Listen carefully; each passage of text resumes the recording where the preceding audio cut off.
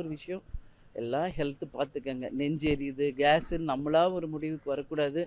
தயவு செஞ்சு போய் பாருங்க. ஒரு இசிஜி எக்கோ தான். அப்படி தேவைன்னா ஒரு ஆன்ஜியோ பண்ணி பார்க்கணும். இது இந்த இழப்பு ஈடு இணையே இல்லாத ஒரு இழப்பு. எனக்கு தேமுதிகவுக்கு மட்டும் இல்லை, இது பொதுவாக இன்னைக்கு அவர் கராத்தே ஃபீல்டில் இருக்காரு. எவ்வளோ வந்து வந்து கலைகளை மற்ற மாணவர்களுக்கு சொல்லி கொடுக்குறாரு. எவ்வளோ பணிகள் அவர் செய்தார். ஸோ இது ஈடு இணை இல்லாத ஒரு இழப்பு. தேமுதிகவின் மிகப்பெரிய இழப்பாக இதை நான் பார்க்குறேன். அது மட்டும் இல்லை, நீங்கள் எல்லாரும் ஒரு விஷுவல் பார்த்துருப்பீங்க. கேப்டனோட ஸ்டேஜில் உட்காந்துருப்போ கேப்டனே அவருக்கு விசிறி விடுவார். ஏன்னா அவ்வளோ தூரம் அவங்கெல்லாம் டெடிக்கேட்டடாக ஒர்க் பண்ணியிருக்காங்க.